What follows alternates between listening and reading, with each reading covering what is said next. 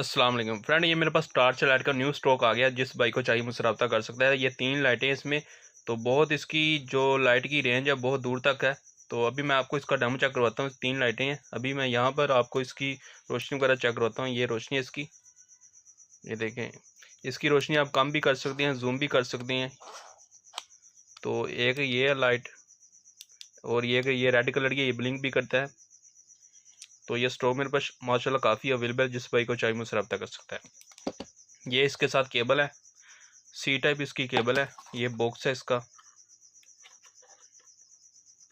तो जिस बाइक को चाहिए मुझसे रब्ता कर सकता है। ओके, अस्सलाम वालेकुम फ्रेंड, मैं आपको इसकी लाइट का डेमो चेक करवाता हूँ। तो ये इसकी रोशनी है माशाल्लाह। ये रोशनी चेक करें, आप इसको जूम करें। ये देखें माशाल्लाह काफ़ी दूर तक इसकी रेंज है। तो ये देखें